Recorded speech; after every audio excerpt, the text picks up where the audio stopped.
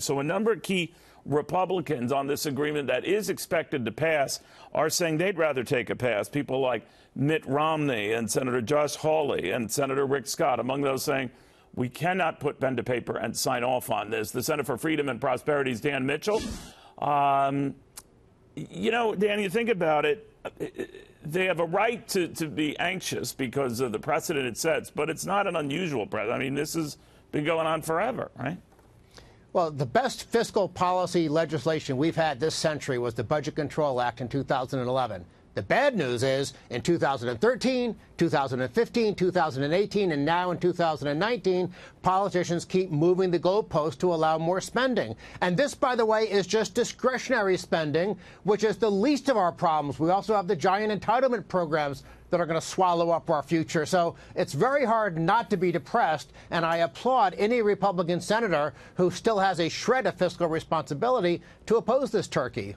You know, what's odd to me, though, is they'll always justify, well, we're getting close to an election year. Well, you know, the moon is out. And, well, you know, it's hot. And you can always come up for a variety of reasons not to do something. But the fact that both parties signed off on it, knowing that whatever veil there might have been with restraints and budget caps, that's long gone now because these have blown past those caps. And we're doing these in good economic times, not even bad ones. And that's what's really scary, because when there's a recession, I don't know, that'll be 1 year, 5 years, who knows. But when there's a recession, spending goes up, tax revenues fall, the deficit doubles, and we already have giant amounts of government debt because government is too big and spending too much. And frankly, Neil, we are heading down the road to being Greece. Now, I think we have probably 15 years, 20 years before we actually get there. But if we don't make changes now, we're in deep you-know-what.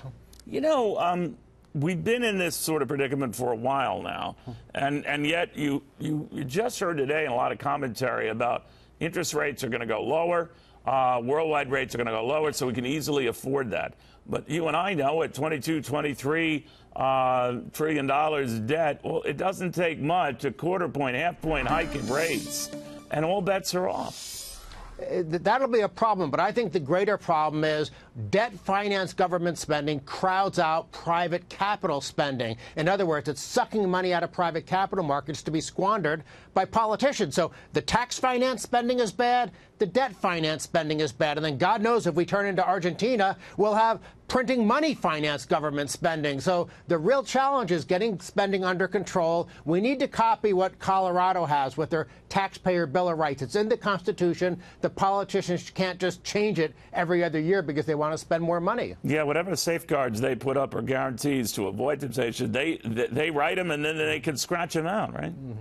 That's the problem in Washington. Or we don't have to do Tabor, do what Switzerland has with their so-called debt brake, which is really a spending cap. Switzerland is in such great shape that they even have negative interest rates on 50-year government bonds, whereas we're heading toward a very, very dangerous future situation because our politicians are behaving like Greek politicians. Yeah, you know, we forget what happened to our downgrade in S&P a little bit more than a decade ago. Had nothing to do with the government shutting down, but the theatrics around it that avoided it, you know? Yeah, and again, it's a matter of trend lines, and the trend line is that government spending is growing faster than the private economy. And guess what? The private economy is the tax base. So if we don't reverse those lines, we are going to be in serious trouble. And Republicans, including Trump, are just as much to blame, if not more, than the Democrats. No, everyone's hands are in this. Dan, thank you very much. Dan Mitchell.